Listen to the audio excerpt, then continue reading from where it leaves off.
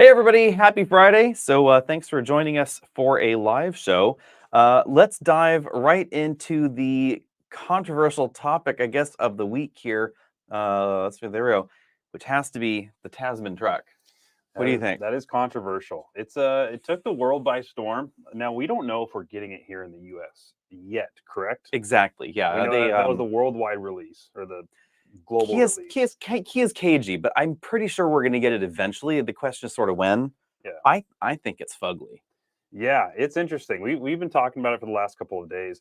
I want to say that I like it, but I almost feel like I'm offending people if I say I like it. It's almost so ugly, it's cool. Yeah, We'll have to see it in person. If you haven't seen it, let's find a picture of it here. There we go. So everybody knows what we're talking about. You know, I'm the front for me. I just can't. Yeah, it's gonna be. I feel like it's gonna be one of those vehicles that when you see it in the back. The back, I actually am okay with the back, but what's cool about this one is there's a standard cab. Yeah, that is long bed. I would be surprised if we get that at that. We can only hope that is even cooler. Now that changes the chassis version. I mean, I think that looks pretty cool. Yeah. The interior also, I think, looks pretty good, but the front, oh my, ooh, what happened? I don't mind it a whole lot, to be honest with you. I think it's ugly, but I don't think it's the worst vehicle I've ever seen. Ooh. We'll just have to see what it looks like in person because it can change your mind when you see a vehicle in person. But And Yeah, that's also a rendering, so it might look different. yeah, pretty close though. I mean, they did say that that is the confirmed final international one. I don't know. I will say, the Kia and Hyundai have both said lately that they are trying to change their styling. They've been, lampooned as being too Me Too over the years, and now they really just want to have styling that breaks out from the box and is uniquely Kia, uniquely Hyundai, and they're both trying this. And sometimes I think that's good, and sometimes I'm like, I think they might be overreaching a tad bit. yeah, like, it's a little much. So I am really curious to see what it's like when it does come, because this is not related to the Santa Cruz at all. This is a completely unique new truck platform, body on frame. It'll tow over 7,700 pounds. The Oh, numbers are wow. all really good. So if it was here in the US, it would have class leading towing. It would be almost class leading payload, as I recall. It's like nearly 2,600 pounds of payload. Um, That's pretty good. yeah, 311 pound-feet of torque from the 2.5-liter turbo. They basically snagged the engine and transmission out of a Genesis and jammed it in the back of this thing, or in the front of this thing. So I'm just really curious to see how that goes. It's going to be interesting. It's going to throw over. Yeah, I mean, the truck market has been very much the same for a very long time. Obviously, yeah, same revisions here players. and Yeah, there. Kia throwing a wrench in there would be interesting. I'm hmm excited to see, and I'm excited that it's even on the forefront, like that's even coming along. So right. we'll see.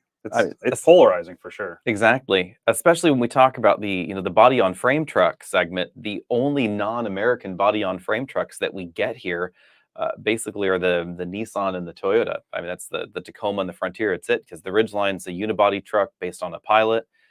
So is the Santa Cruz. It's a unibody vehicle. And we don't even have a midsize truck from the Chrysler group of companies. Ram doesn't have a midsize truck. The Dakota, it's long since dead. Yeah. So I'm casually curious, and the other thing about the Tasman is it's not small. It's actually bigger than a Ranger. I think it's like 4 or 5 inches longer than a Ford Ranger. Hmm. That'll So be interesting. Yeah, could actually have a usable back seat. that'll be fun. I'm excited for that. Let's move on to another one of these here. Did you see any questions that were interesting? So be sure and comment down there in the question section, everybody, if you want to ask any questions. We had one about the Kia Sorento versus Ah, the Santa yes. Fe.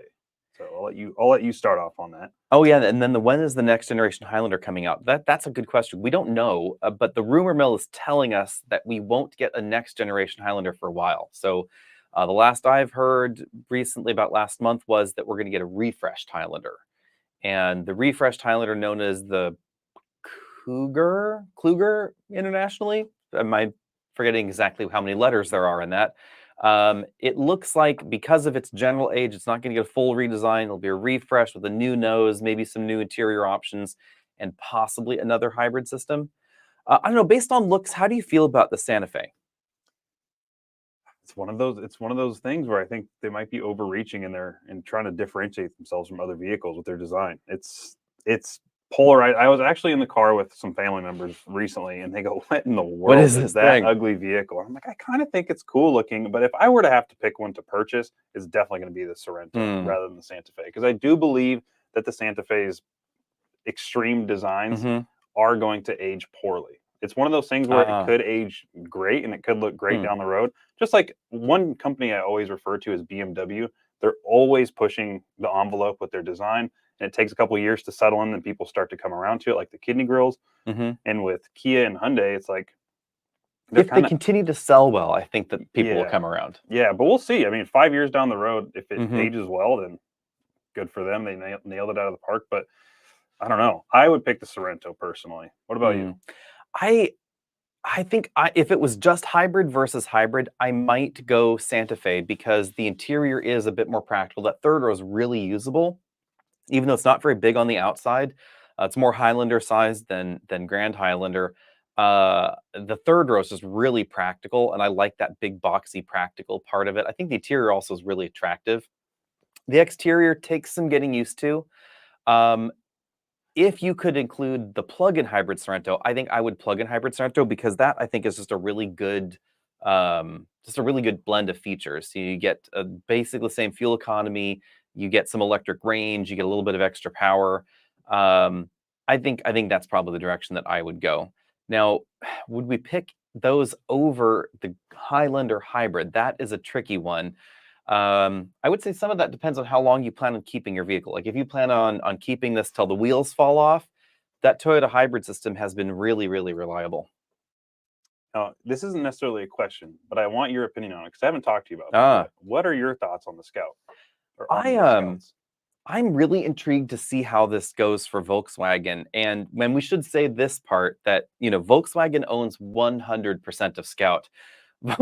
Volkswagen is trying to position Scout as if it was a brand new, totally independent startup. It is just a division of Volkswagen. How separate it is from the rest of Volkswagen North America now and long term, that remains to be seen. There's certainly some Volkswagen going on, even though for the moment. The styling, definitely unique, but software, etc., it looks like that's going to be sharing from Volkswagen. It looks like some portion of the software is also going to be shared with Rivian, thanks to the Volkswagen Rivian deal.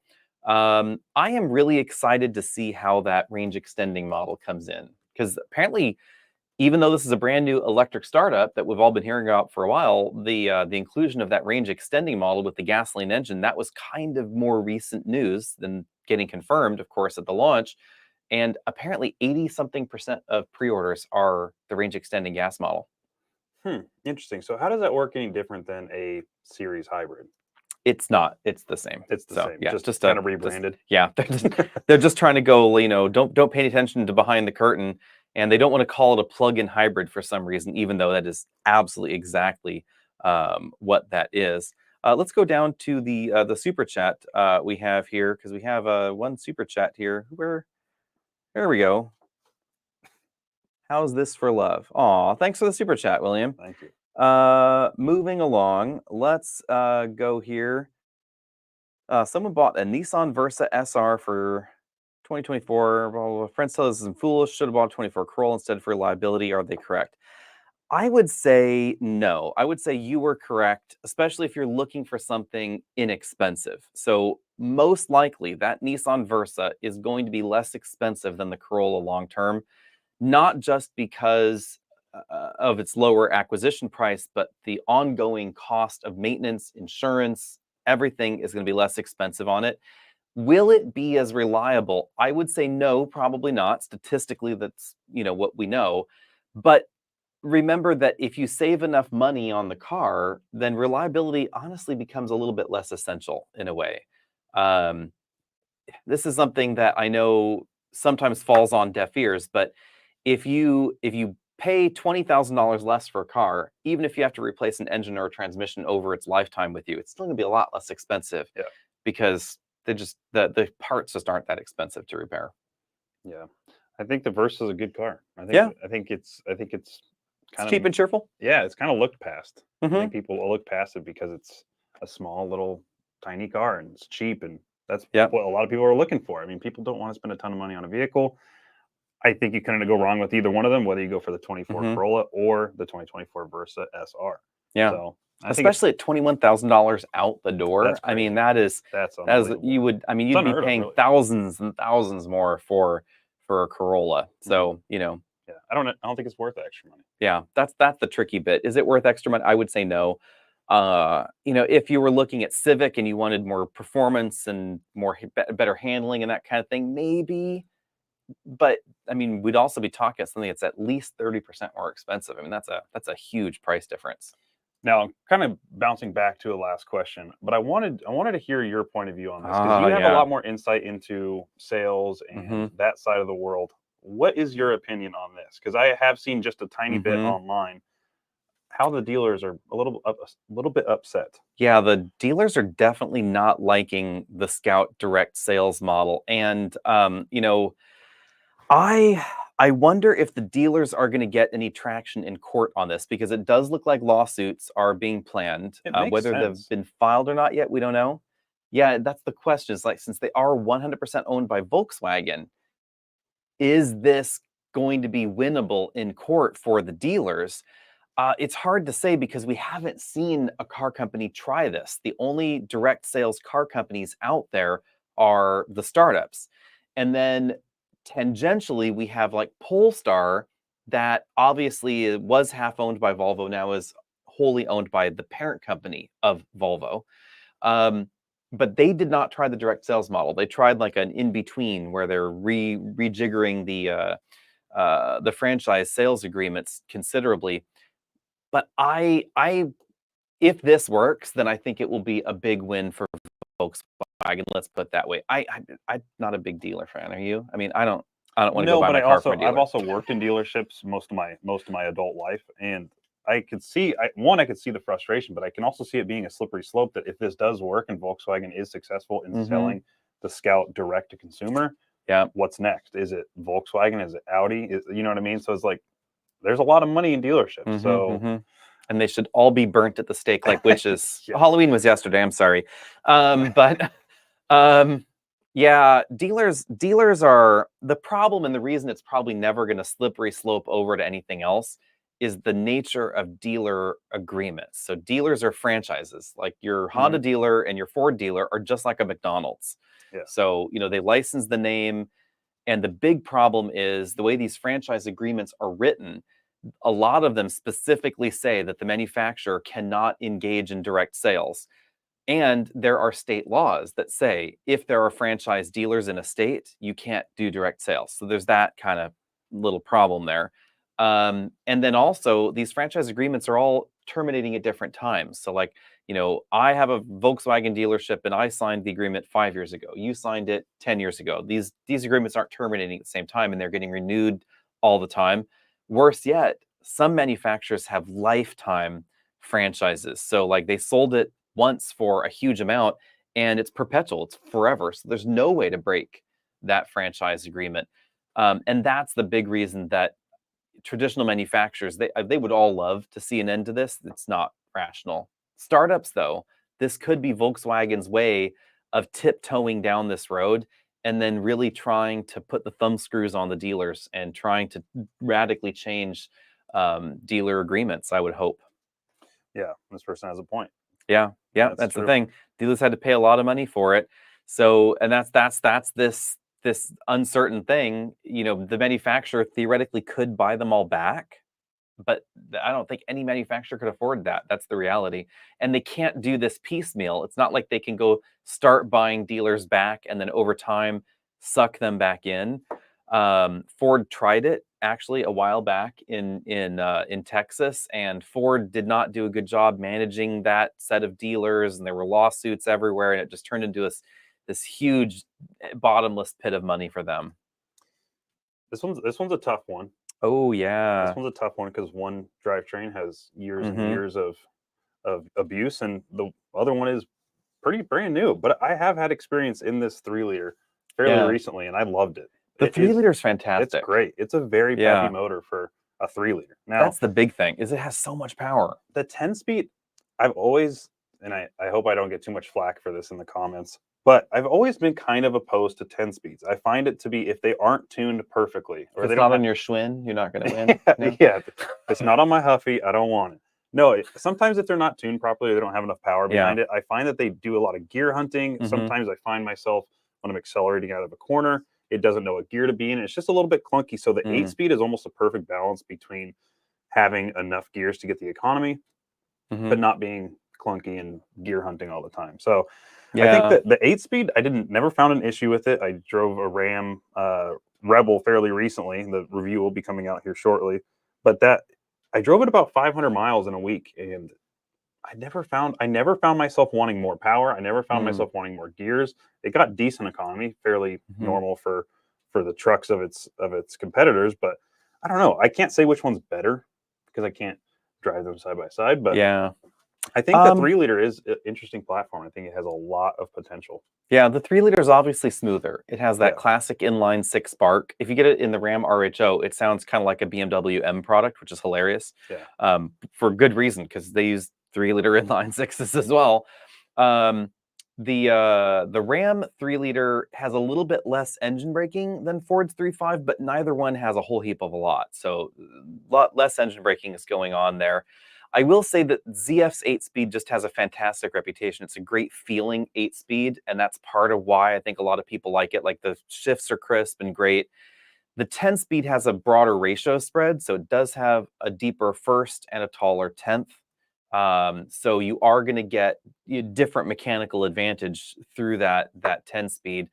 If I just had to pick just on drivetrain, though, I would probably go for the Ram and that 3-liter inline six. We don't know, obviously, what long-term reliability will be. Oddly enough, and this is going to cause all sorts of hate, I'm sure, in the comments. Oddly enough, the North American side of Stellantis has actually had pretty decent luck with engines over the last few decades or so.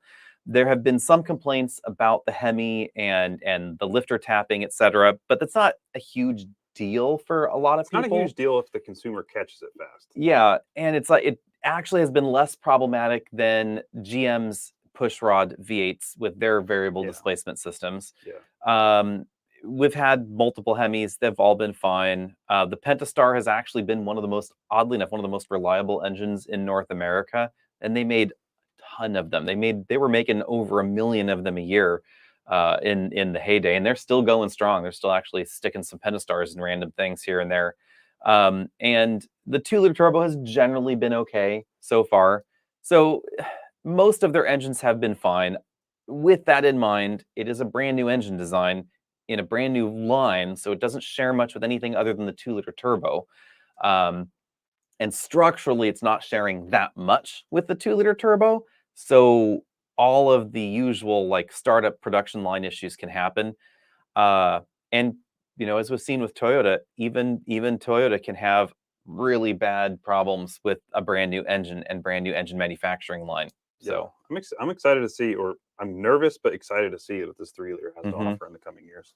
Let's answer this one because this is an interesting question. I think that we will see more serial hybrids in the future, but I think that a lot of the serial hybrids will be advertised as range extending EVs, like the Ram Charger. They're calling it a range extending EV. The Scout, that's what they're trying to call it as well. It's just a serial plug-in hybrid. There's no difference. There's no separate SAE category for this or legislative definition for this, etc. It's all marketing. But on pure serial hybrids, I don't think we're really going to be seeing that many of them because Nissan, you noticed this too, because Nick went to the Morano event, which we should talk about in a bit. Nissan has said basically that they realized that the e-Power hybrid system, which we've been saying for a long time, in Europe just doesn't fit North America's needs because the fuel economy on the highway is pretty terrible. And that's why they're going to be changing it for North America. We don't know what that means, though. No, they didn't give any insight on that. So we are going to get a different hybrid system for North America, and then we're going to find it in the Rogue. But who knows what that will actually be. Yeah, the next 5 to 10 years is going to be interesting for not only hybrid, but also electric. This is one for you. What do you like? What do you think about the new Murano? Obviously I didn't get to drive it. It was just a first look. I don't mind it. People in the comments were beating the heck out of that thing. Really? I don't really, in person, it doesn't look as bad. Well, it doesn't even look bad in pictures. I think people are a little people are a little too extreme, I think. But I think it was fine. Let's move over to this one here because I do have a photo of it because I think it looks like a decent blend of that Kicks, which I think actually looks pretty good, and the Aria, which I also think looks okay. Like I don't see anything wrong.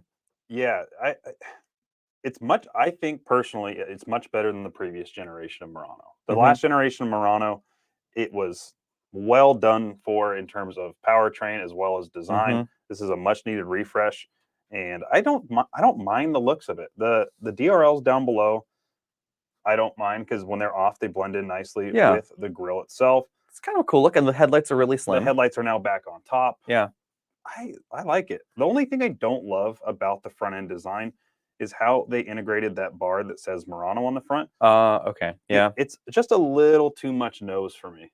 I think if they moved up that grille just a tiny bit and maybe made that smaller or just deleted it, they still stuck with this very organic swoopy rear end, which is kind of interesting. Yeah. Shares a lot with the Aria. Yeah, I kind of like the interior. The Aria's interior is roomy and comfortable, and this obviously is going in that same direction with the 2-screen dash setup and some of those touch buttons, etc. I think I'm okay with that, though. Yeah, the Morano, I'm glad that they finally brought it to the market. It's been well overdue, and that's everybody's complaint is like finally. It's 2 years, 3 years, 4 years past its due date. There is a reason behind that. Now, can I explain that to them? There was no. Sure, yeah. Yeah. So when I went to the Nissan event, they had kind of a press briefing and gave us a lot of information. They let us know that the Aria was meant to be the Morano replacement. So they meant to have the Aria have the Morano name and be fully electric. But Mhm. they did some market research right before the release, or I guess not right before, but as they were approaching Mhm. thoughts of releasing the new Murano as fully electric, the market didn't show that the North American market was ready for a fully electric Murano. So they brought in a new model, the Aria, and pushed off the Murano a couple more years Yeah. and put it on life support. That is their words. They put the Murano on life support and did updates and refreshes and just kept it going for a couple more years until you have the new Murano. So it was well overdue. I don't mind the design. I'm excited to drive it, see how it Mhm. drives. I wish they would have just a little bit more horsepower. Yeah. Very underwhelming, but we'll have to That's my see. only concern. Is it a little on the weak side horsepower-wise? The 9-speed, though, could be good for them. The 9-speed has been controversial. It's ZF's 9-speed. It's the same one that Chrysler and Honda and Jaguar Land Rover and a bunch of other companies have used on and off in vehicles. Um, but, it's not a CVT. And even though actual CVT problems are far less likely than people think, Mhm. people don't like them. No, it'll be interesting to see how the 9-speed utilizes Mhm. such little horsepower. Because Yeah. sometimes CVTs with little horsepower are terrible. Yeah, let's But move on to this one we'll here. see. Chris has asked, speaking about Hurricane, when will the Hurricane roll out to Grand Cherokee, Gladiator, Wrangler, etc.? This is actually a really good question because I was speaking to someone very, very off the record, and it sounded like we probably should be here by now, basically. The plan was, I think, initially, that they would end all V8 production and immediately swap every vehicle that used a V8 into this new inline-six Hurricane engine, because it does appear that Grand Cherokee and Grand Cherokee L were designed for it from the beginning. Gladiator and Wrangler, that might be tricky because I don't know if that engine bay is long enough. I think that they may have to make some changes. Yeah, for Admittedly, sure. Hurricane was designed to be a very short inline-six, so they tried to really make it as short as possible. So like in the Ram 1500s, it's not crazy long in the engine bay versus the previous generation Ram. It doesn't look, weird or jammed in there. But would it fit in Gladiator Wrangler? We don't know. The problem apparently seems to be that they could not get the production rate up to where they wanted it to be in time, it sounds like. And I know that has hurt Ram 1500 sales because they weren't able to produce enough engines, at least at the beginning. And so there were some availability issues around that at the start of Ram 1500. I think they've been solved now. We'll see what that looks like in the next quarter of sales reporting. I know that a number of auto manufacturers in the US have seen some slowdown in sales. There have been some interest rate concerns. I think the market glut just got a bit too much. I think that people started producing too many really expensive models and trims of vehicles and really not focusing on the more affordable and volume side of the segments. Especially Ram 1500 got really expensive. So I think that we'll see Grand Cherokee and Grand Cherokee L soon. Not for 2025 though, because we would already have been told that those changes. I think 2026 is more likely for the Hurricane engine. But stay tuned. Well, it's a good one. I don't know of any plans for us to get the updated G-Wagon or EV model. I'll have to check with Mercedes on that one. G-Wagon has not been a huge priority for us because they sell in such small numbers. Yeah, market's not very Yeah. big. But we're trying to work our way through some of those models interspersed here and there. Let's put it that way. You missed this, you have to go back and watch that. Oh yeah. It's more of a Yeah. this on the looks. I think it's fugly. That's my word. So, That's your that's consensus. that's my consensus. I want to see it in person, but I reserve the right to be revolted. And at the moment, I'm not sure my eyes are working properly. Like I think that I might have some scarring in there from seeing that front end. Do we have any predictions if there's going to be any exclusive releases at the LA Auto Show, or is it all going to be things we've already had information We on? will see the Ionic 9 for Okay. sure. They've announced that. We will see an Acura. I believe they already said that. There are a few other things. We know that the Tiguan for North America will be there. Porsche usually likes to show something there, but it's probably nothing major. Another Um, $400,000 car. yeah, we'll see the Vistic in greater detail there, but everybody already has seen it. The pictures are out. So it's not a huge amount of new information, I would say. Obviously, the final version of the passport's there, but I mean, heck, people have already driven it in Moab apparently Yeah. in camo, so not a big surprise there. No, I don't believe so. No, From the what I heard while walking through Nissan headquarters, that's done. They're stuck a done with fork in it. it. It's done. Yeah. And rationally so because unfortunately Titan never sold well, Yeah. and apparently it lost Nissan a lot of Yeah. money. And Nissan is trying to they're not cutting corners, but they're trying to cut down costs wherever they can. Yeah. So there's no point in them bringing back all new Titan, or even there's no reason to bring back the Titan if it wasn't selling well in the first place. It's probably not going to sell Right. that well now, and the technology might not be there to even compete with what's on the market right now. So we'll just have, I mean, Yeah. maybe later down the road when they start getting back on their feet a little bit more, but I highly doubt it. It does, yeah, it doesn't seem rational. Even Toyota has more or less admitted that Tundra is not exactly profitable, and you can bet with this latest recall, they're losing a lot of money on Tundra. And they're a much bigger car company than Nissan. So if Toyota has troubles really chipping into the North American market, which they have, I mean, Tundra sales are 1/3 of Ram sales, so that's unlikely. Yeah. We have not gotten an early look at the Ionic 9, but we will be next week. Can't talk about it though, so stay tuned. We'll be able to talk about it around the LA Auto Show. I think it's around that date. Volkswagen Tiguan we will see shortly before the LA Auto Show. I know a few people have seen it already though. Let's see what else we got. No early glimpse of the Ionic 9, as we just stated. Let's see here. Let's go back up and see. Have the shift quality That's a issues good of one. ZF9 been improved? No, because it's not a thing that can be improved. Let's put it that way. It just is the way that it is. It's sort of like asking if a DCT will ever have, without a torque converter, will ever have better stop and go performance. It can't, just due to its intrinsic design. For those that aren't aware of how ZF's 9-speed functions, it has a very unique clutch design. So most automatic transmissions have clutches or bands, and they're just regular friction clutches like in a manual transmission. So they're swimming in a fluid bath. Basically, you can slip the clutch and engage the gear, but also you have the torque converter. You can engage the gear while there is some level of power flowing through the transmission. So you can, if the transmission, you want to shred it to pieces, you could actually have full power going through the transmission and still shift while you're in motion. That cannot happen in 2-gear shifts in the ZF 9-speed automatic because it uses a positive engagement tooth mechanism, tooth clutch. So basically the same kind of thing that you have in a transfer case, going from 4 high to 4 low. So the transmission has to basically stop power flowing through, match the speed of the input and output shafts on these, and then just sort of jam the teeth together, and then it can continue.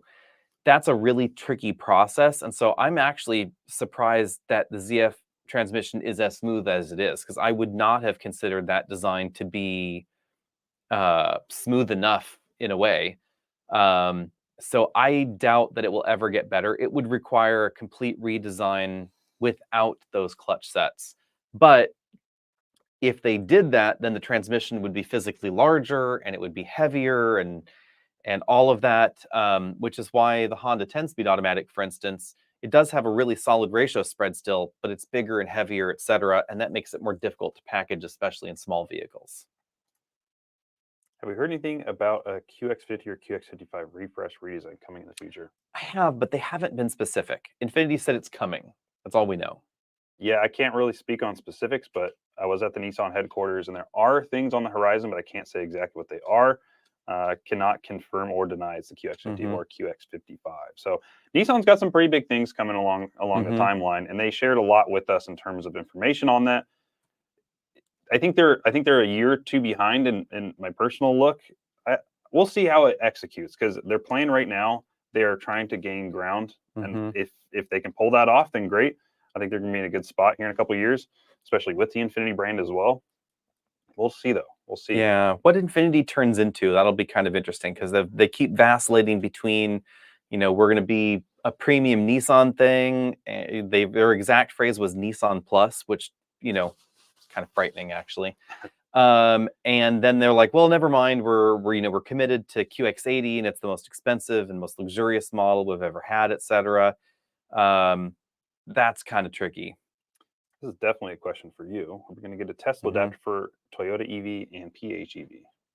We should be getting the Tesla adapter for the EVs because Toyota has committed to the new connector. But for plug-in hybrids, it's unlikely because Toyota doesn't do any plug-in hybrid DC fast charging. So eventually, it seems like every major manufacturer, with I think just one exception, has agreed to the J3400 connector for everything, for EVs, plug-in hybrids, etc. But whether or not there will be adapters, that's a different question. Some car companies out there have said that they're never going to be producing an official Tesla tap-style adapter for AC charging, which would include plug-in hybrids. And some have said, maybe it'll happen. We don't know. That's a different question. As we wait for some more questions to come in, what has been the highlight so far of 2024 in terms of releases, technology? What's something that stands out in your brain when I ask you that question? That's a good question. I don't know if I have an answer to that one. Now, sometimes when you go to so many events and are just bombarded with all this information, sometimes it just all kind of just muddles down into nothing land. Yeah, it's been a busy year for launches, etc. We'll see how 2025 goes if it matches this cadence of lots of releases, because a lot of what we've driven recently is not going to be on sale in volume. They may be on sale before the end of the year, but they're not going to be really in stock at dealers for a while until the end of the year. So we'll see how that goes. Thoughts on the new Explorer / Aviator? I kind of wish that the Aviator and Explorer was. I wish it was a bit more. They'd done more with it in a way. I think that it was a good, solid improvement, but I think if it was that improvement a year ago or 2 years ago, that would have been better, and then we would be on track for a newer model. On the other hand, though, it is still relatively unique that it's a rear-wheel drive entry in that segment. The change that I would have wanted in Explorer would have been more towing capacity because it's a little low. Yeah, I just had an Explorer fairly recently, and it's a lot of fun to drive. I don't think I would personally buy one. I don't think it's like you said, it hasn't changed a whole lot. But it's still a great driving vehicle, and the rear-wheel drive bias is awesome, and it's awesome that is standard now. It's no longer an option; it's standard. Yeah, which like you said, is not found. Let's go with the super chat there. San Diego Cruiser is asking us Ford Lightning versus Silverado RST. This is a tricky one because the Silverado that is some really expensive Ultium family thing there. I love the practicality of that midgate. I don't know if you checked that out. The whole fold down rear window thing where you fold down the rear seats, fold down the midgate, and then you can. I love that part of your video when you're climbing in and out of it and doing all the. You can actually do it really quick if you want to. Also, totally cool. Less cool is the price tag. That's a big bummer because $100,000. I just have troubles justifying that. You do get more range than in the Lightning. You get that mid-gate functionality, but you lose CarPlay, which is a bit of a bummer. And there don't seem to be as many deals going. You are going to get the Sidewinder mode, the four-wheel steering is kind of cool, but none of your existing Silverado accessories are going to fit on it. So that's the big advantage with Lightning, is that anything that bolts on to a regular F-150 from rock rails or steps or whatever you want to stick on the bed, in the bed, whatever, it's all going to fit. And in Silverado, everything is going to have to get redesigned for that. Yeah, the price tag is a huge part. I have not gotten hands-on or seen it in person, the Chevy Silverado. I have had hands-on with the Ford Lightning, and it's really hard to hate when it's just an F-150 with electrification, because the F-150 is such a fantastic tried and true platform. And then when you add electrification, it's hard to mess it up. Now, there's downfalls to both sides, so it's really up to personal opinion, but I think I think the Ford Lightning would probably be my pick, especially price taken into Price account. tag wise, yeah, because you could probably get snag 2 Ford Lightnings for the price of one Silverado RST, especially right now with the glut of Lightning inventory that they have and the deals. Your Ryan's over here asking, should they have called it an Avalanche or an Evilanche? I think that actually would have been pretty funny. I asked that question at some point, and they basically implied that they thought there was no brand equity in Avalanche, which I think is insane. I think that there is. I know a lot of people that have clung on to their super duper crazy rough Avalanches because they were cool and they were interesting. So I think they should have. I think they should have gone that way. They were cool when they were released. They got weird and uncool, and now they're cool again. I think they're awesome. Yeah, they're odd, I think they're but cool. They're awesome. But that would have been. I'm a market expert. Mm-hmm. I think the Evilanche would be a great name. So Ryan, I'm with you on that. I would say to this question, lots of vehicles do rack up inventory, and production gets paused this time of year because we're moving over to a next production year. Obviously, for Lightning, it's because inventory was being racked up. But also keep in mind that Stellantis and Toyota, et cetera, lots of car companies have actually also paused production at this point in time. Unfortunate pausing can also happen at all sorts of times. Unfortunate pausing, for instance, includes the Grand Highlander, which apparently is still not being produced. Production was supposed to restart in October, and it does not appear that production has actually restarted. I have not been able to find any evidence to the contrary, at least.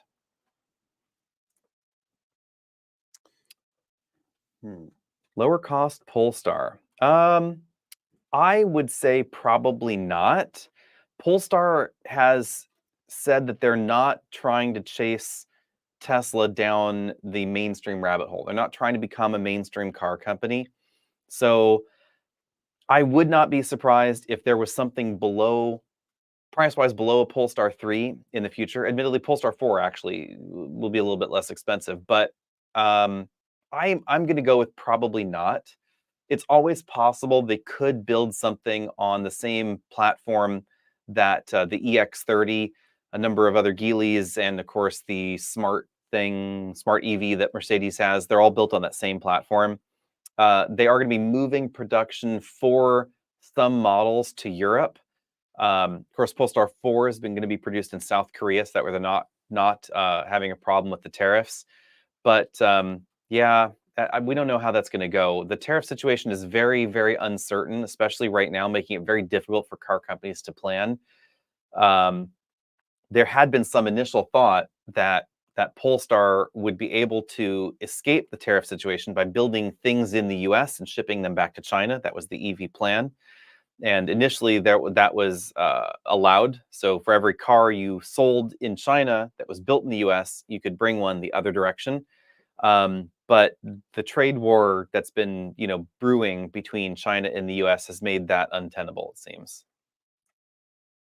Why don't automakers allow journalists or potential buyers to do real-world validation of vehicles to work out the kinks before the vehicle is released?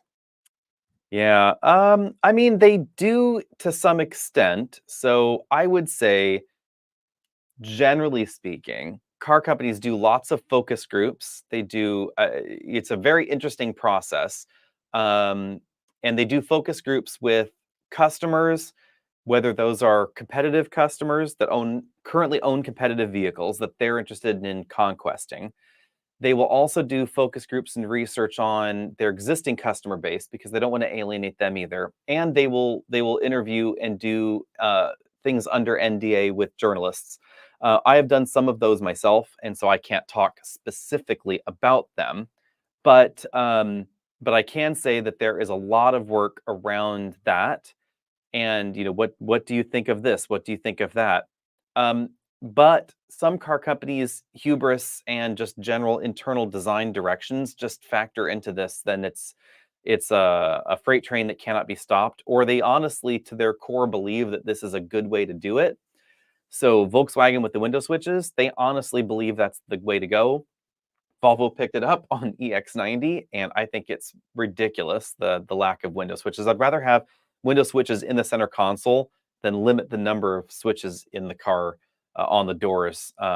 Lyric sound system, that's an odd one because I didn't pay too much attention to it at first, but then after I heard people's comments on it, and then I went back in with that ear, I was like, now I see. Now I What was see. wrong with it? It sounds kind of flat and strange is probably the best way to describe it. But that's a premium sound system, isn't it? Yeah. Or was that just Yeah, it's the AKG audio system, and but it does sound unusual in the Lyric. Ride and handling, I mean, that's just their choice for tuning the vehicle, and not everybody has the same tastes, so I can't fault them necessarily for that. Yes. Let's see here. We got this comment. Hopefully, we were doing hands-free while driving. But it's funny to be hearing you guys mention the 9-speed while driving in my 120,000 mile 2015 200C all-wheel drive. Yep. I mean, every transmission is going to get a little worse shifting with age. So keep driving that thing until it stops moving. Just keep driving it. That's the best vehicle to have, is one that just keeps on going. So. Yeah, they're already paid for. Let's move on here. RAV4 hybrid versus CX50 hybrid. This is a good one. We actually kind of mentioned this one in our podcast. It's coming up soon. Can Mazda compete with Toyota's long-term reliability? Well, that's a tricky question in a way, because it depends on what portion of the vehicle you're thinking of when it comes to reliability. RAV4 and CX50 share the exact same hybrid system. Same horsepower numbers, same engine, same transmission, same rear electric motor. Literally everything from the RAV4 hybrid was lifted and dropped into the CX50 hybrid. The video on that's coming up soon because I've already driven it. And, you know, in a way, it's kind of the best of both worlds. If you love the style of the Mazda, but you want RAV4 hybrid reliability, it actually should basically be that blend. Even the battery was borrowed out of the RAV4. They just borrowed the same nickel metal hydride battery, jammed it under the rear seats in the CX50. Now, unfortunately, there are compromises because CX50 wasn't designed for that hybrid system from the beginning, which blows my mind since they announced that it would have a hybrid at the beginning, whatever. And so lots of structural changes had to happen in the CX50 in order to accommodate the Toyota hybrid system. New front suspension, new engine cradle, tweaked rear suspension, a bunch of other stuffs, new rear seats, etc. So it does lose practicality over the regular CX50. You lose some legroom, some headroom, you lose some ground clearance, and dimensions get adjusted here and there.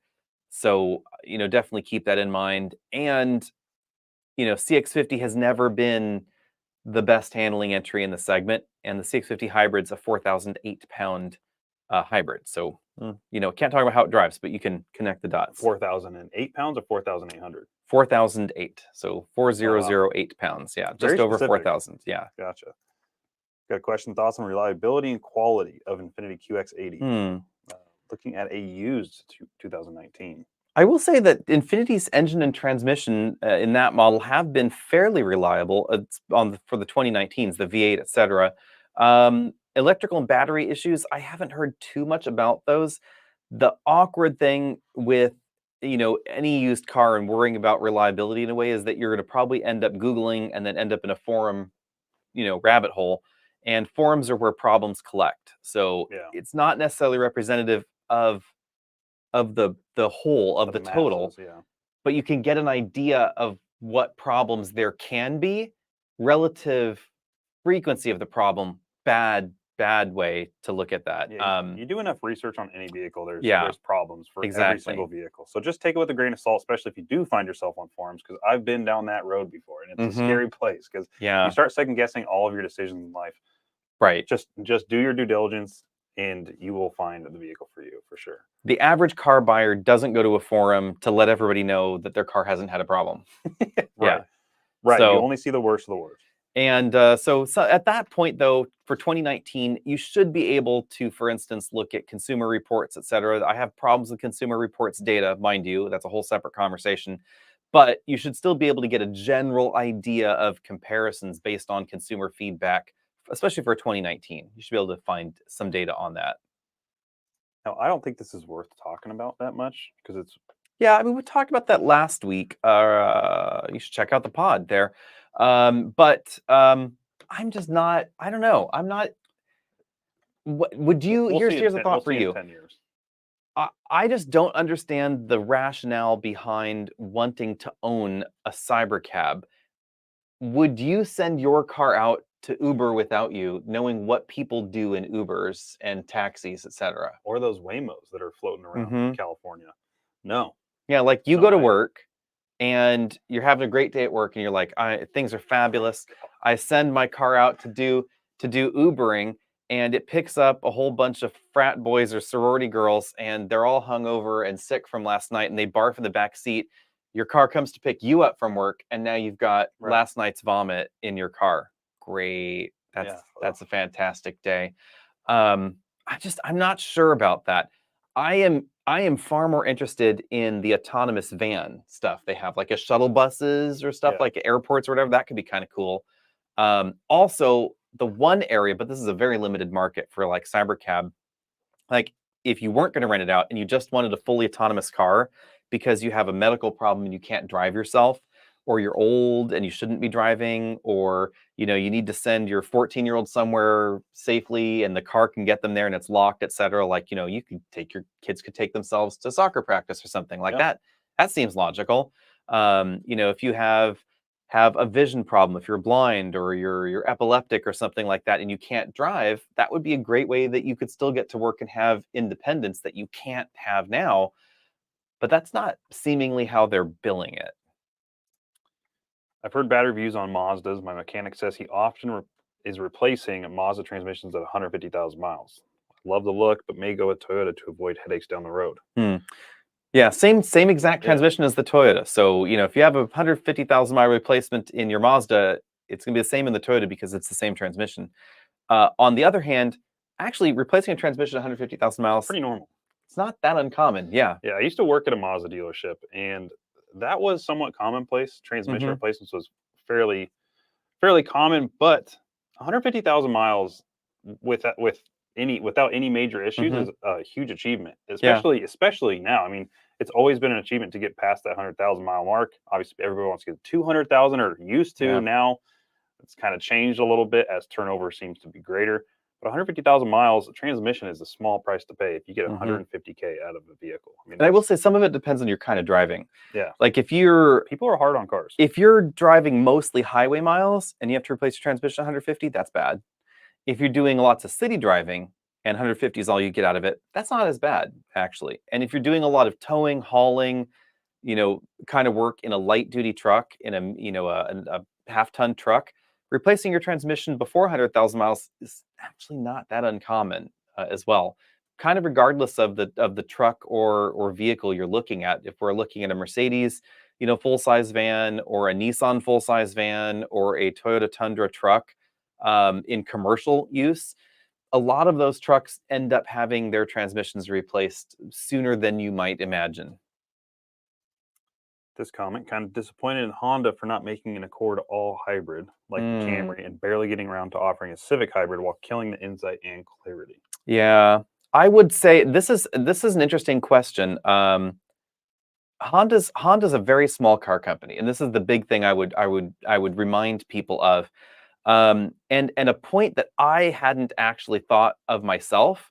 So I remember recently, actually, I was at an event.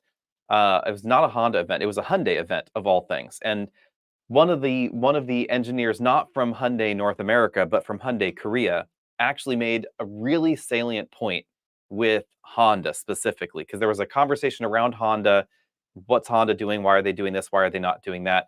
And the engineer at a competitor basically said, well, my job is not to defend my competitor, obviously, but you need to understand Honda's a very small car company. And this is definitely true. Like, you take a look at global sales for Honda, Honda is not as big as Hyundai or Kia, especially Toyota.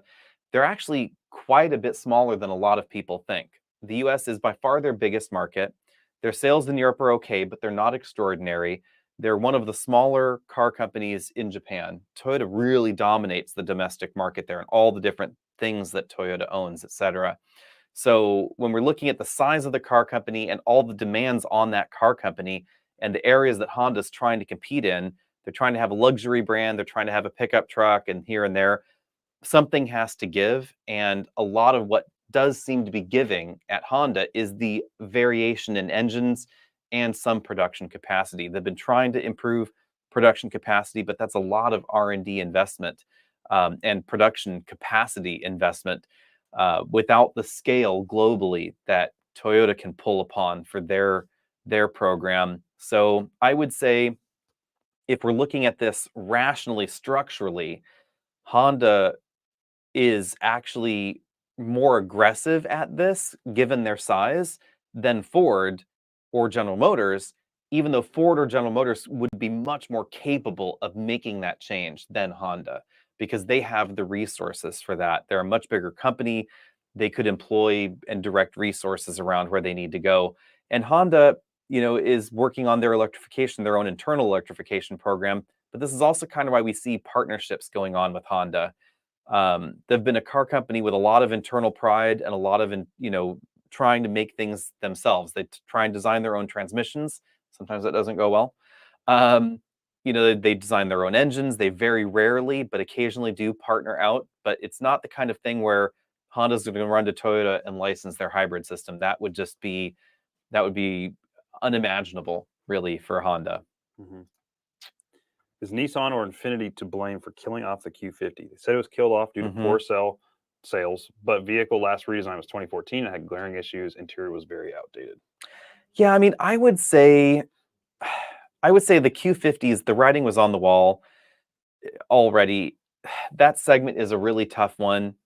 Infiniti and Nissan would have had to spend a considerable amount of money redesigning the platform, especially redesigning the engines and emissions testing for a vehicle that doesn't share anything directly with too many other vehicles. Z is the closest one, and so that would be just a tough sell given the sales volume. There's a reason IS sells poorly as well. I mean, it's really, really old, doesn't sell well.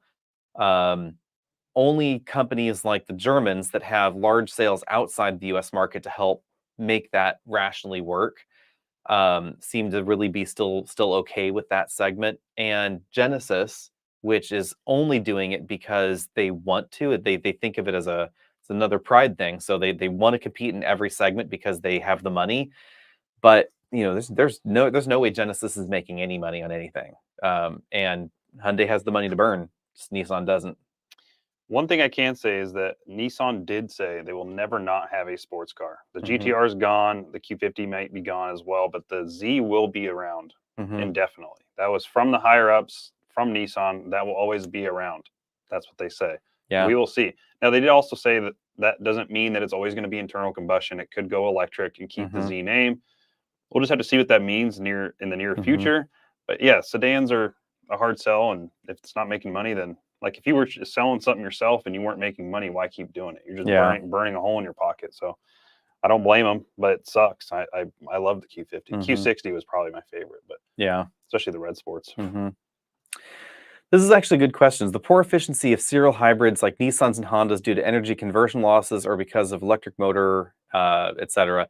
So the core loss there is the generation.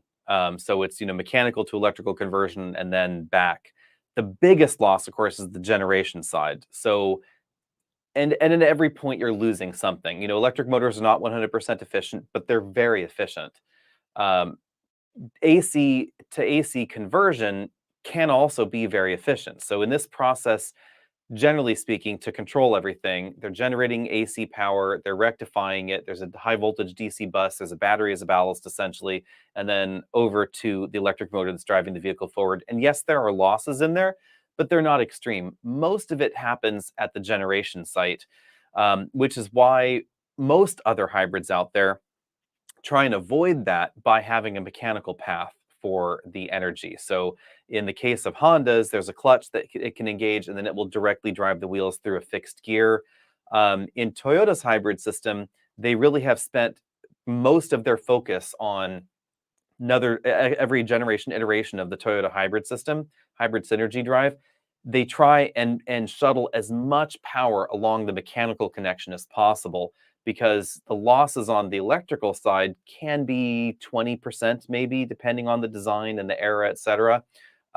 but the mechanical losses are going to be considerably lower. So with the Toyota system, you may lose 20% through that electrical path, but maybe only 20% of the power is going that way. So you're losing a lot less than you would in a true serial hybrid in a way. Corolla Cross Hybrid versus RAV4 Hybrid for a family of 3. I mean, I think the RAV4 Hybrid's better looking. Yeah, that's my thought. No, price-wise. Yeah, but price-wise, they're very close. Is the other problem, I think. Corolla Cross Hybrid is the more expensive trim of Corolla Cross, and RAV4 Hybrid is about price parity. It's a little bit more expensive than RAV4, but the fuel economy is also better in RAV4 Hybrid than Corolla Cross Hybrid. So I think that RAV4 Hybrid's the better buy, unless financially it really is tight affordability wise. Affordability is always important, but if you do have the ability to afford the two, I would go with RAV4. You're going to get the bigger, better handling vehicle with the latest tech in it, the recent refresh, and better fuel economy. Bigger engine equals RAV4 hybrid wins. That's Ryan says. Of course, Ryan says that. Let's move on. I think there was a question up here that was interesting here. Did I miss one? Oh, here we go. The 2025 RAV4 is released on the market. The one thing I will say is that the rumor mill is saying currently that we won't have a 2025 refreshed RAV4, that it will be a 2026. That's what I've been hearing lately. I don't know if you've heard anything different lately. I have not. But most likely the 2025 will be just a minor increment in price. If we were going to get a 2025 refresh, we would basically already know now. There would already have been invites, we would have seen it, etc. So most likely that's what we're going to get there. Drew is disagreeing, saying that the G35 was a hot seller before it got redesigned into the Q50. A long time ago. Yeah, I think it was a long time ago. I will say the adaptive steer was controversial. I don't know how much that really affected sales, other than styling and the industry moving on. Back in the G35 era, sedans were still selling relatively well, and we didn't have the smorgasbord of SUV options. Mm-hmm. I do like the G. It drives like a truck. It's hard to say. Yeah, it's a different world. I mean, the whole entire car market is different from when the G35 was around. I kind of wish that the FX would come back. Really? In a way, that was an odd vehicle. In a way, because it was blind spots. It was ahead of its time in a way, because we now are seeing the rise of the coupe crossover in the luxury segment, and I would argue that that is what has killed G35. It's not necessarily the G itself, because when we take a look at sales of even the established players, 3 Series, C-Class, etc., they're dramatically down over the last 10 years even. Over 30 years, I mean, astronomically down over 30 years ago. And a lot of that is the rise of the crossovers in those manufacturers' lineups, and also the coupe crossovers, which are kind of a funky, weird thing. But we have X4 now and X6.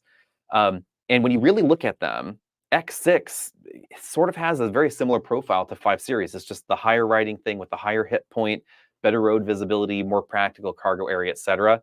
I was very shocked to hear from one of our local Mercedes dealers here in the Bay Area that, at least for them, the GLE Coupe specifically is outselling E-Class. GLE has been outselling E-Class for a while, but for the Coupe to be outselling E-Class, I was surprised. Yeah, I'm not. I mean, you get a bigger vehicle. Yeah. Not by much, but you get a bigger vehicle. Maggie is asking about the thoughts of Nissan. This is an interesting one. I don't believe that Nissan, I don't believe that any of the major car companies are in existential trouble.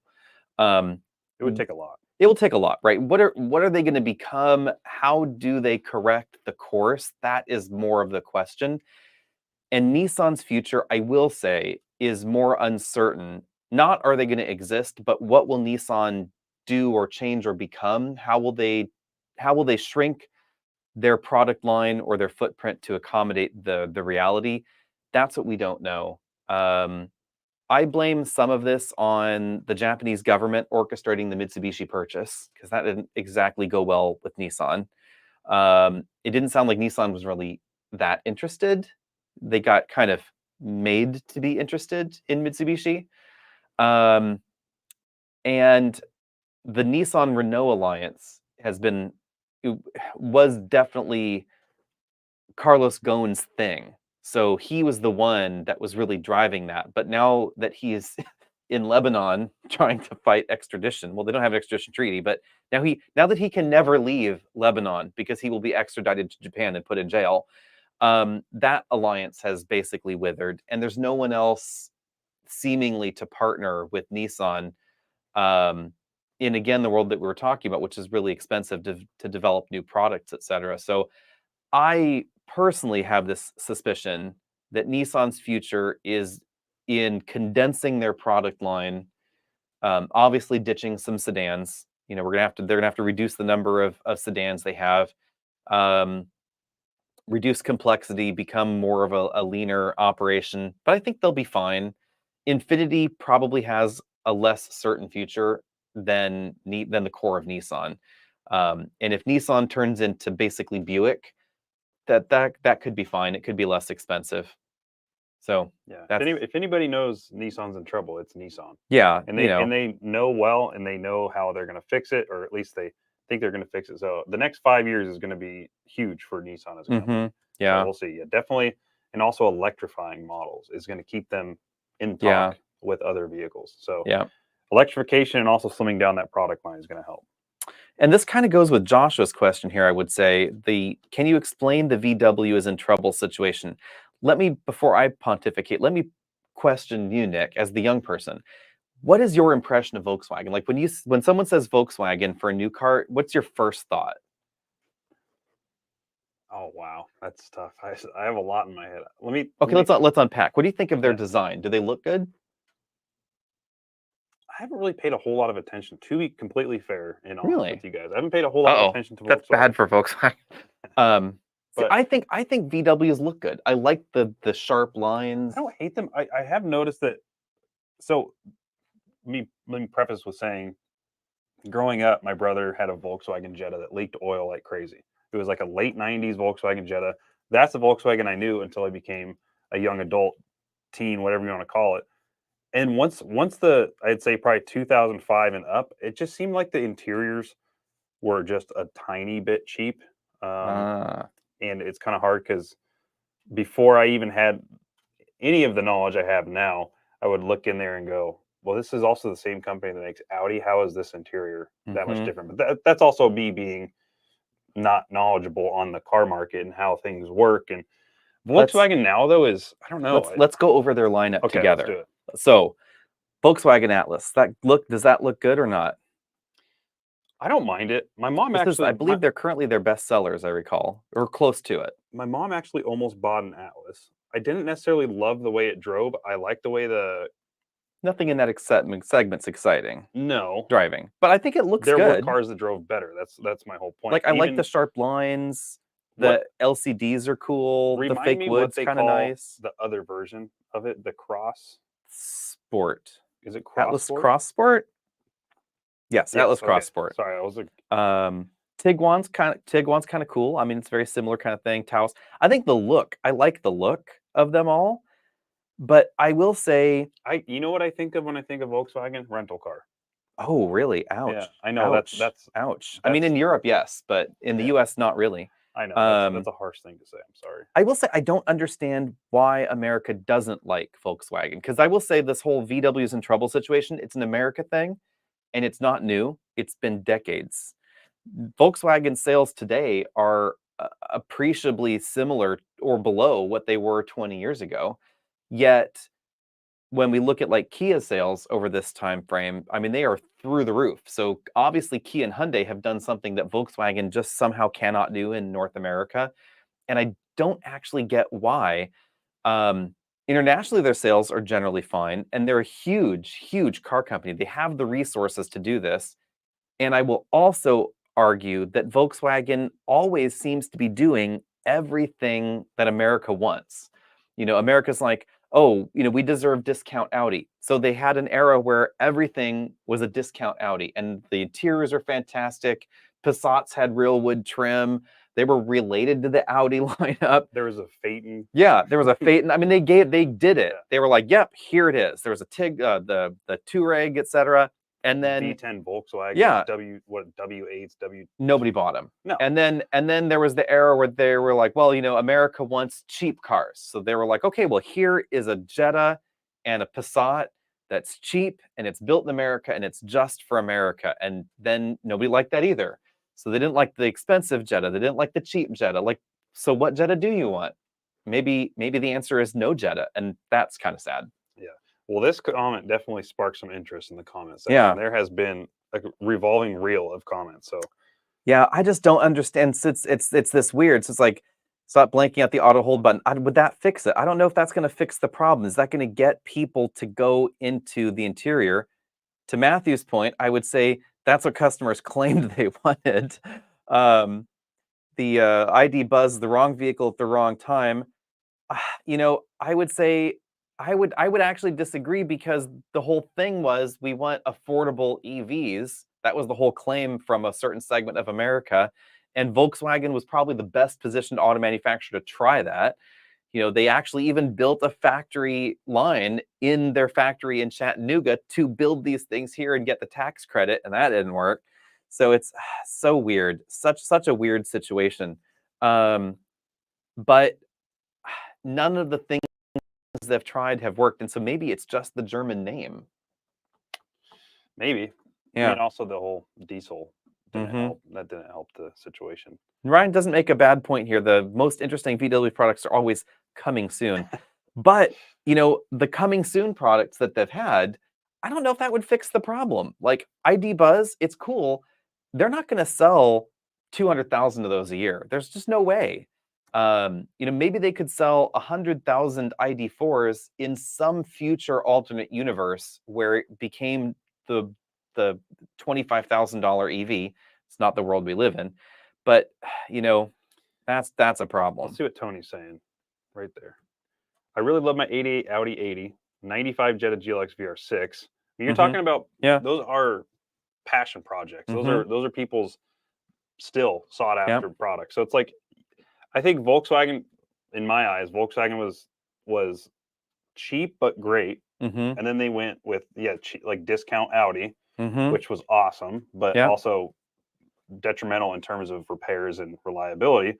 And then now it's more of trying to go mass production, which cars are more expensive now. They need to sell more cars to make money, and so it's kind of just finding this balancing act between those two things that I said before, where I don't know if Volkswagen is executing that as well as other companies. So it's I don't know. It's a tough market. There's a lot of competition too. So it's I mean, I don't mean to sound like I'm on VW's PR team, because apparently VW's PR team doesn't like us at the moment. God knows why, but apparently we're on their naughty list at the moment. This isn't helping. We never get invites from Volkswagen if they're listening. But at any rate, but no, like I actually honestly think that Volkswagen is theoretically doing everything right, because they're doing everything that customers keep telling them they want, and it just doesn't seem to move the needle. And I don't understand why. Maybe it's the size of their dealer network or something that could be fixed. I just don't know. I will say to you guys watching is I have not been behind the wheel of a Volkswagen in a very long time. I haven't had them in the press fleet. I haven't personally been behind the wheel of a Volkswagen in a very long time. So just a little point to be made, just so you guys understand where I'm coming from. I will say that part of this, Drew, I would agree with. Their warranty has definitely led to people putting more trust back in Hyundai and Kia, the long standard powertrain warranty especially. But, I don't think that Volkswagen styling is a problem. I mean, maybe that's just me, but I think that the Atlas is one of the better looking entries in its segment. And the only one of those vehicles that I think is a little bit dowdy looking, Jetta hung on a little too long, but now it's fresh again. When that launched, I think it actually was good too. And also is cheap. The only one that I think is maybe a little funny looking, maybe is the ID4. That's about it. I think everything else they have is actually really quite good looking. Yeah, it's hard to pinpoint what the issue is. And they're not terribly expensive. Mm-hmm. They're nice looking on the outside. The interiors aren't the worst on the market. Mm-hmm. The powertrains aren't bad. Yeah. So it's like I don't know. It's a tough call. I mean, there are little things here and there, but I don't know if this is a deal breaker for people because, like, VW adding backlighting to the touch controls, so to see them in the dark. Yeah, that was a funky one, but you know what? Their sales weren't great before they did that, and they aren't great when they added it back in. So like, I don't know. Companies do stupid things and it doesn't affect their sales. Companies do other things that affect their sales in a positive way. It's so unclear, um, you know, what actually will get people to go back into that dealership and I don't know, be interested in a Volkswagen because you have to get someone if you're just the average car shopper that and no offense to the average car shopper, this is how everybody shops for at least one thing in their life where you're like, I don't care what that thing is, I just need the thing to get me from A to B. So if you're like that for clothes or cars or electronics or whatever, and you don't care what brand it is, you just need the thing to do the thing, right? You have and if that's cars for you, then what gets you to know that they exist? I saw someone said they don't push the envelope. I don't know if that would do it. I don't know if that would do it either. I mean, Golf R is lovely. Um, GTI has always been, the solid longest running hot hatch in America. All right, let's start. Passat's big. I don't know. Let's ask some questions outside of Volkswagen. I do want to ask this comment or something. So great channel. Thank you so much. Always my go-to for car reviews. Just add a little segment about the car stereos. Question for you as the viewer. What do you want us to, how do you want us to review it? Because it's kind of a hard one to test because the audio I'm hearing in my ears is not translated through a camera, through processing, through video. So how would you want us to test that? Because I can give like a score, but that doesn't give you any sense. I can talk about a wattage. I can talk about speaker setup. I can talk about tuning.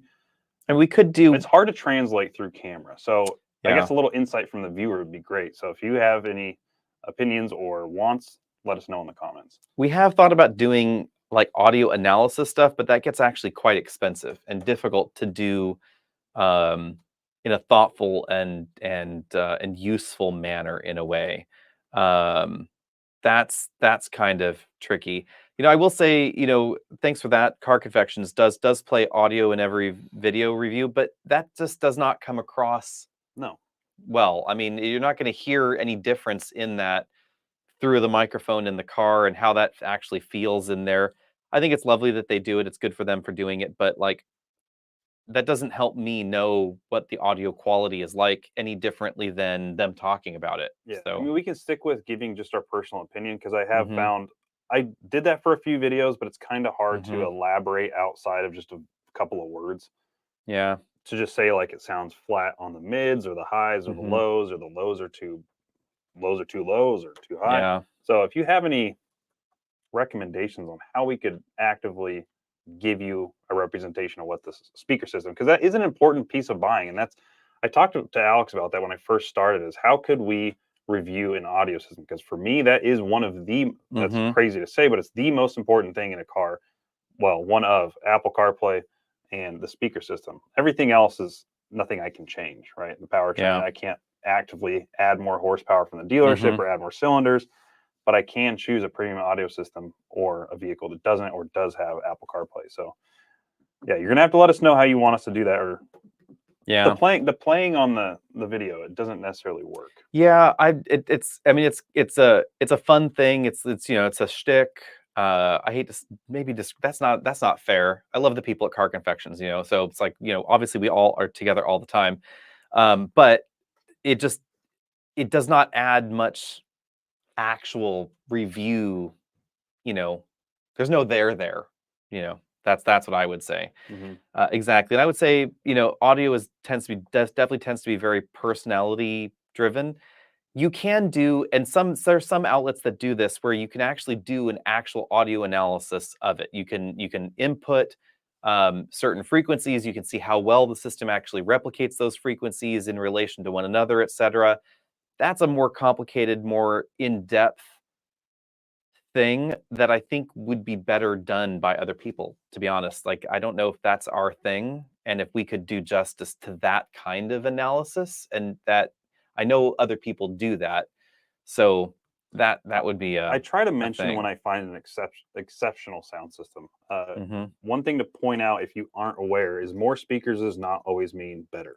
Mm-hmm. It's all Exactly. about Yeah. tuning, cabin space, how the speakers are placed, where they're placed. Mm-hmm. So if you are just looking at the stats of, or I guess like the specs of a vehicle, just because one has 10 and one has 27 doesn't mean that 27 is necessarily 17 speakers Right. than 10. Yeah. So just take that with a grain of salt when you are looking at specs of a vehicle, that more speakers does not always mean more better. Yeah. Drew's asking about the Cadillac Optic. I'm guessing it's going to be early next year because it's supposed to be on sale around December, but there are no drive programs that late in the year. So I'm guessing it'll be probably a January thing. And Car Dude, yep, I actually, this is one, Savage Geese does one of the ones I'm talking about, where they, in some of their vehicles, they don't do it all the time, but in some of their vehicles, they do go really in depth and they are actually looking at frequency response of the sound system. And that's where, if they're doing it well, why would we replicate that in a way? This is an interesting one, the Stellantis situation. You guys would have to let us know what about the Stellantis situation are you asking about? Because this comes in, there are two sides of this in a way. There is the sales slide and the fact that they are having, production pauses and employees possibly furloughed. They are definitely doing plant shutdowns. There's that whole thing. There are also some early retirement packages seemingly being offered here and there.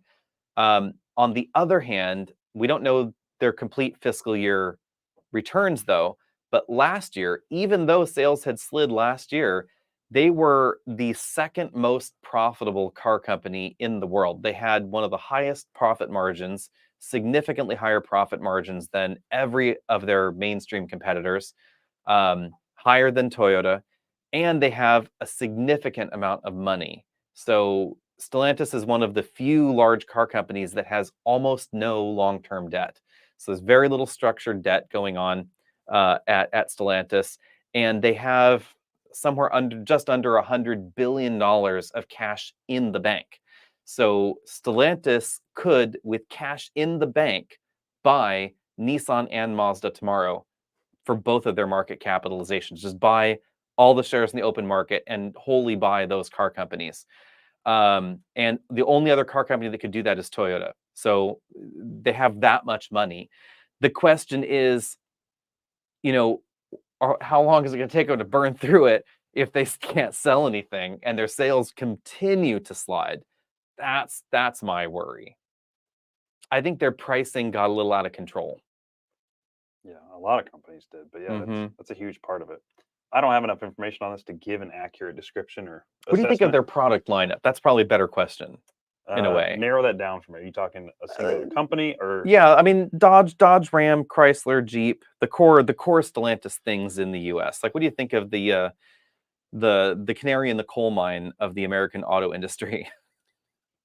I think Dodge is going through an identity turnover. It's interesting. I like I've mentioned, I recently had that Ram. I think that's a great revision to a long running truck and powertrain. I think that's going to be a major seller once people get their hands on it, get the experience, and find what reliability is like. In terms of Jeep, I don't know enough or don't have enough personal experience with it to really give a fair assessment to it. If I was in the market, If someone says Jeep, though, what do you think? It's like, is this a positive vibe? Is it a negative vibe? Like, what are you thinking? well, I mean, I think whenever someone says Jeep, my first thought is always Wrangler.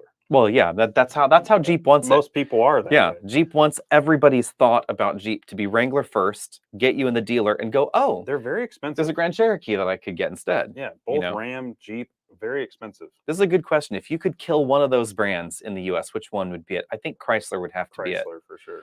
Which is sad because Chrysler's the origin story of the North American side, which is definitely sad.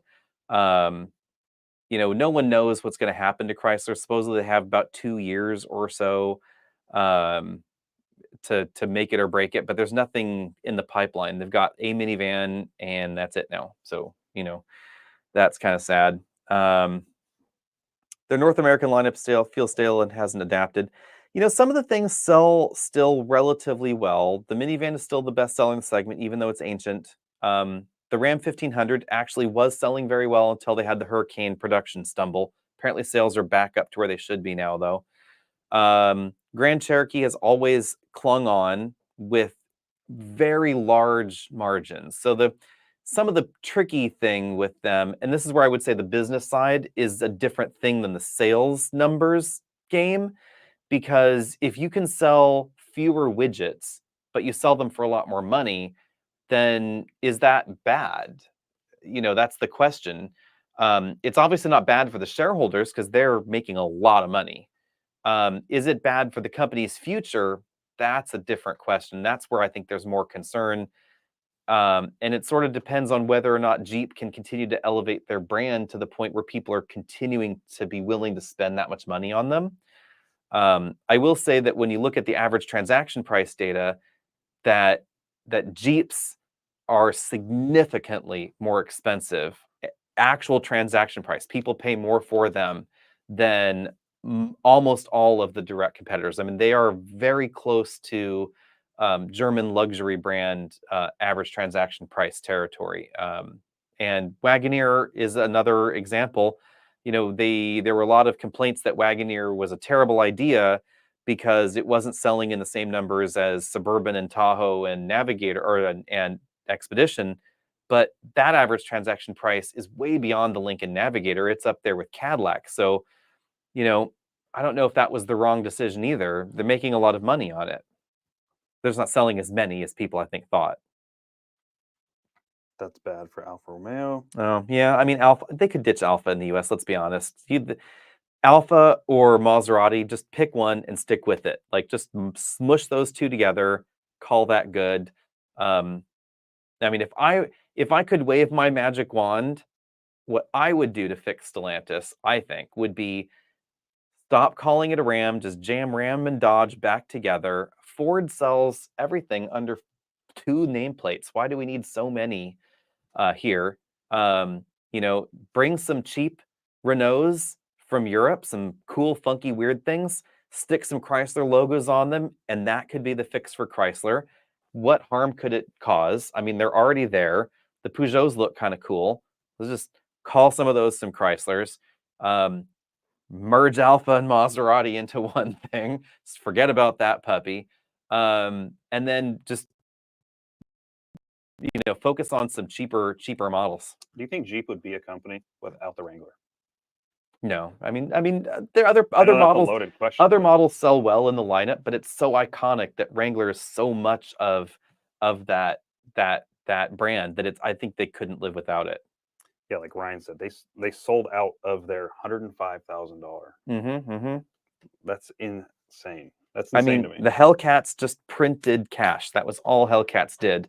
It's a money tree, and there's clearly a lot of market for that. Let's see here.